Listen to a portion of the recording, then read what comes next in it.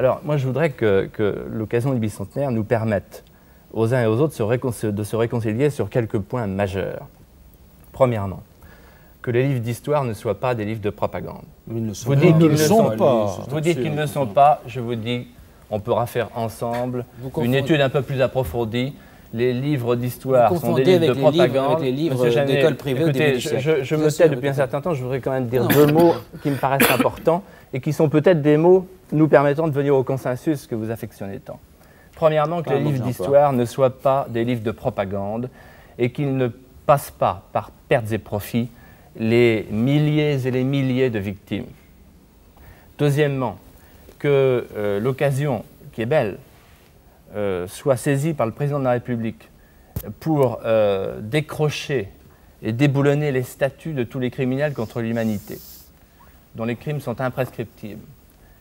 Robespierre, Marat, Saint-Just, Turreau, Carrier. Savez-vous que, et j'ai écrit une lettre au président de la République, que je vous remets, le général Turreau, l'homme des colonnes infernales, est sur l'Arc de Triomphe. Et vous êtes opposé à ce qu'il y ait une stèle à la mémoire du jeune Barras, qui a été assassiné par des chouans le 7 décembre 1793, alors qu'il allait faire boire des chevaux du général qui commandait. Est-ce que je peux terminer? C'est vous qui avez capoté le projet. Est-ce que je peux terminer? Je voudrais vous poser la question suivante à tous. Un drôle de concours.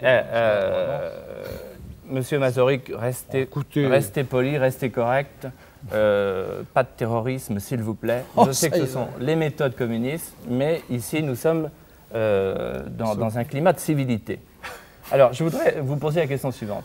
L'insurrection vendéenne, je crois qu'on va être d'accord là-dessus, je l'espère, est une insurrection populaire, vous le dites, spontanée, qui s'est faite au nom de la liberté de conscience. Après une guerre civile atroce, Machkou, Pornic, etc., vous l'avez évoqué tout à l'heure. Vous ne l'évoquez pas dans votre livre.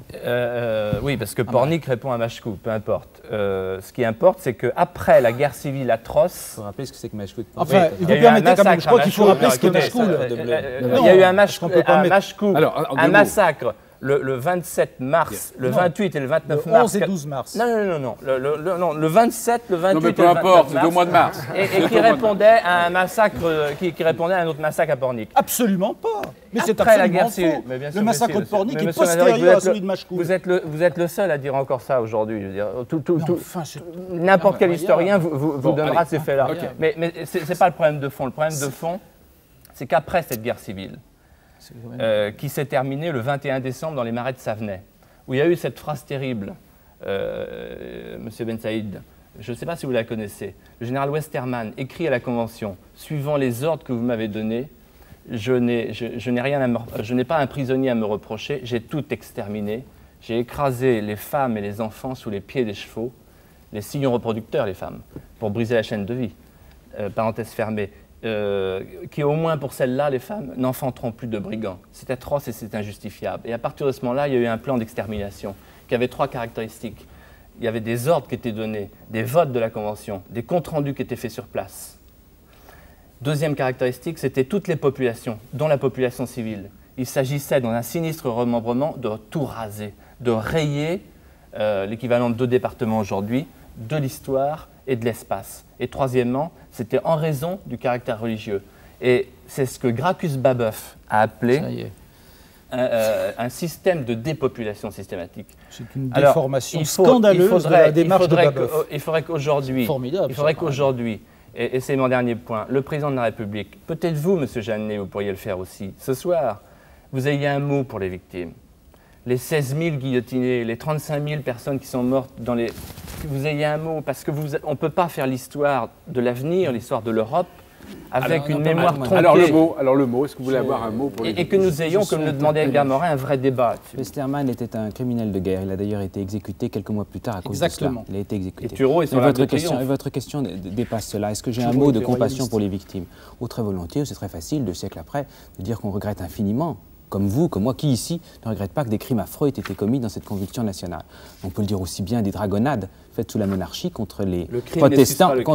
C'est exactement ce que je vous dis. Alors je peux faire une liste infinie des victimes de l'histoire qui méritent la compassion. Moi, ce qui m'intéresse dans cette commémoration, ce n'est pas ça. C'est de dire qu'il s'agit de comprendre comment un certain nombre d'enchaînements, de refus, d'intolérance, et la papauté en refusant absolument les droits de l'homme, à l'époque, a pu jouer son rôle parmi d'autres. Je ne réponds pas à côté, laissez-moi terminer à mon tour, vous voulez bien. A joué son rôle. Il faut expliquer cet enchaînement, de ce qui a abouti effectivement à des violences atroces. C'est pourquoi je souhaite vivement que les progrès de l'avenir dans ce pays se passent sans ces violences-là. Une fois qu'on a dit ça, il ne s'agit pas de célébrer cela, il ne s'agit pas non plus de le dissimuler. Là où je ne vous suis pas, c'est que vous ne cessez pas de nous répéter qu'on cache, qu'on dissimule, qu'on est un menteur du bicentenaire, qu'on est un potéptique de... On cache la mort pour ne pas gâcher la fête. Mais on ne cache rien du tout, on ne cache rien du tout. La difficulté de ces commémorations, c'est que ça a été une rupture, parce que précisément il a fallu imposer contre des forces puissantes qui refusaient ces modifications, imposer les idées nouvelles. Et ça a été terrible. Donc vous justifiez la terreur. Mais non, je ne tue pas la terreur, pas un instant. Pas un instant. Je déplore infiniment que ces morts soient arrivées. Simplement, j'attache autant de compassion aux morts de la terreur blanche, tués dans les prisons après Thermidor, que ceux qui ont été tués dans les massacres de Septembre. Ne faisons pas ce genre de comptabilité.